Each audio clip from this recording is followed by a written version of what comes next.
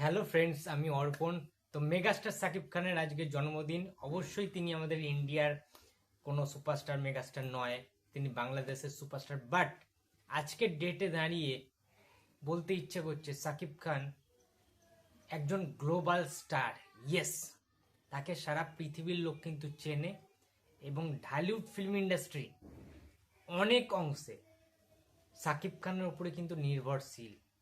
এবং একই সঙ্গে আজকের দিনেই, কালকে অবশ্য রাত্রিবেলায় মেগাস্টার সাকিব খান নিজে স্টোরিতে জানিয়ে দিয়েছিল যে আজকের ঠিক 11টা নাগাদ তার আপকামিং ছবি, যেটা কোরবানি ঈদে রিলিজ করবে, রকস্টার, সেটার ফার্স্ট লুক কিন্তু রিভিল হবে।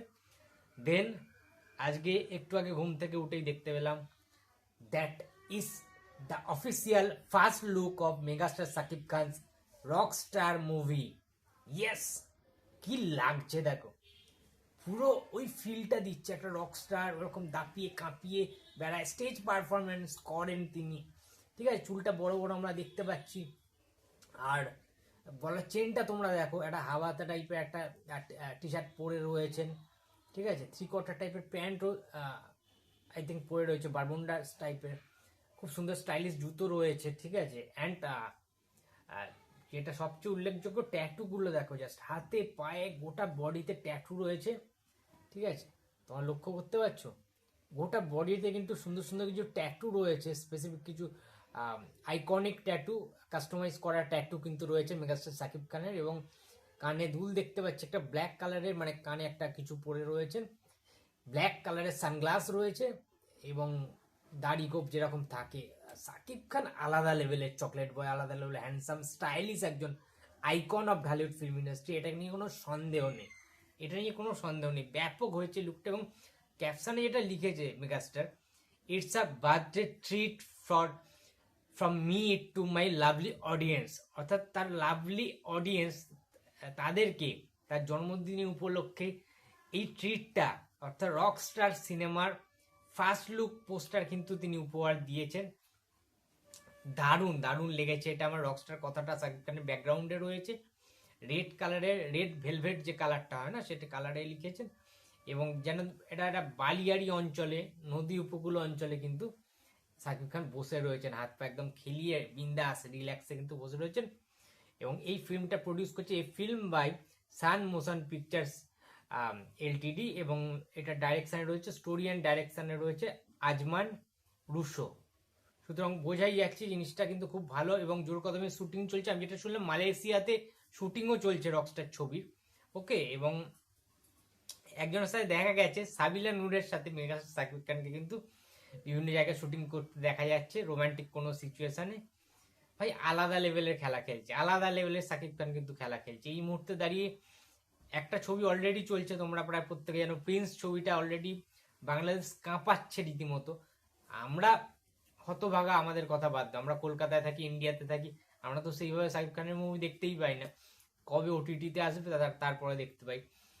এসবিএফ এর হাত ধরে তবুও তুফান এসেছিল। এবং বলছি না যে খুব কম, খুব কম আমরা এখানে দেখতে পাই যে দিনের দিন রিলিজ করছে, এরকম হয় না প্রায়। বাট একটা কথা আজকে জন্মদিনের দিন বলছি যে এমনটা মনে হচ্ছে না যে সাকিব খান এমন একটা জায়গায় পৌঁছে যাচ্ছে যেটা আমার টলিউড ফিল্ম ইন্ডাস্ট্রি, আমাদের কলকাতার ফিল্ম ইন্ডাস্ট্রিটা আরো বেশি সংকীর্ণ হয়ে যাচ্ছে না? সাকিব খানের মতো স্টারডাম, সাকিব খানের মতো প্রত্যেকটা ছবিতে মাস ছবি টলিউডে তো হয় না। আজকে সাকিব খানের দেখা দেখি, সাকিব খানকে একটা আইকন হিসাবে রেখে, ইন্সপিরেশন হিসাবে দেখে আজকে সিয়াম আহমেদ মতো অ্যাক্টাররা, ঠিক আছে, তারা রাক্ষসের মতো ছবি বানাচ্ছে, তাদেরকে নিয়ে বানাচ্ছেন, পরিচালক প্রডিউসাররা টাকা ঢালছেন, ইনভেস্ট করছে।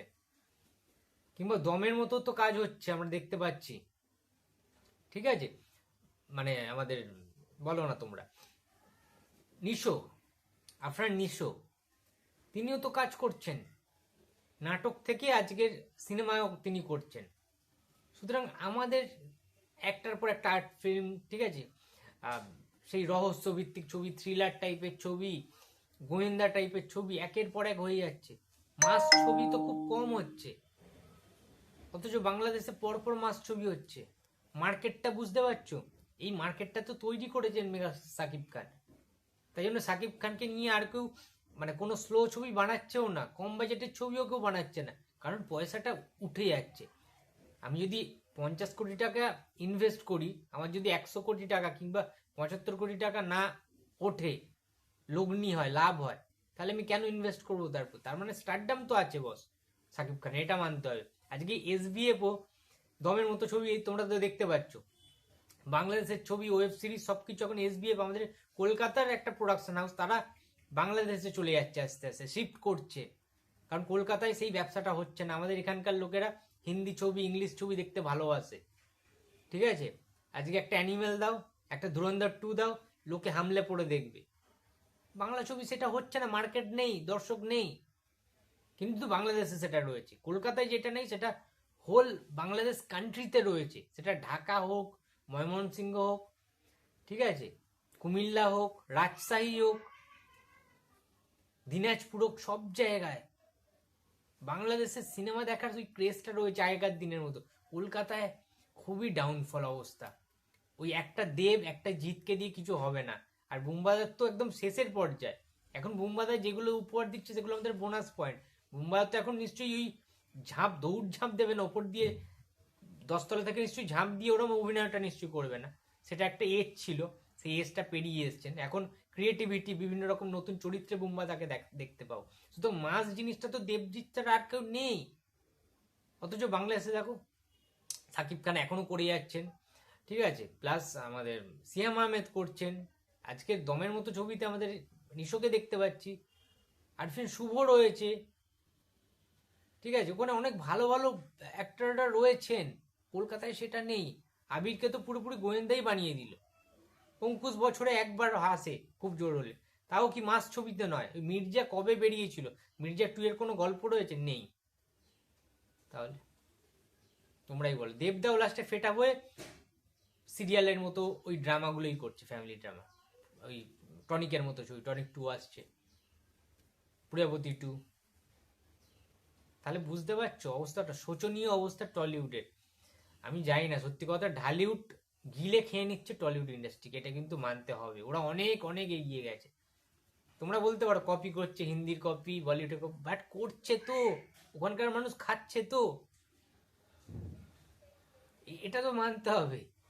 পয়সা দিয়ে তো টিকিট কেটে বাংলা ছবি দেখছে, কারণ ওই বাংলাদেশে আমাদের মতো হিন্দি, তেলেগু, মারাঠি, তামিল অত ভাষা নেই। ওখানে একটাই ভাষা, বাংলা ভাষা।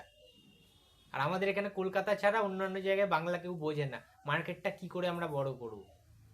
কাঁটা তারের বেড়া পেরিয়ে আমাদের সিনেমাও তো বাংলাদেশে রিলিজ খুব কম হয়, এখন প্রায় হয় না বললেই চলে। বাংলাদেশ আর ভারতের মধ্যে যা ক্যাচাল লেগে থাকে, মানে পাকিস্তানের সাথে ইন্ডিয়াতে মনে হয় অত ক্যাচাল লাগে না এখনকার দিনে দাঁড়িয়ে। ফেসবুক খুললেই খালি ক্যাচাল, গালাগালি, খিস্তি। বুঝছো ব্যাপারটা? এটা হচ্ছে আসল ঘটনা, এটা রিয়েলিটি। সুতরাং যাই হোক, অনেক কথা বলে ফেললাম। আজ মেগাস্টার সাকিব খানের জন্মদিন, জন্মদিনের দিন রকস্টারের ফার্স্ট লুক এসে গেল।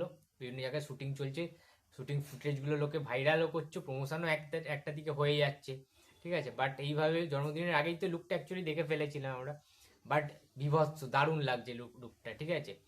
এখন কিলার লুক দিয়ে দিয়েছে মেগাস্টার সাকিব খান, ট্যাটু ফ্যাটু করা, পুরো বিদেশি বিদেশি পোলা লাগছে সাকিব খানকে, ঠিক আছে। তো বন্ধুরা, ভিডিওটি যদি ভালো লাগে তো প্লিজ লাইক করো, কমেন্ট করো, শেয়ার করতে ভুলো না। যদি চ্যানেলে নতুন হয়ে থাকো তো প্লিজ সাবস্ক্রাইব মাই চ্যানেল। দেখা হচ্ছে পরের কোনো ভিডিওতে। তো টাটা।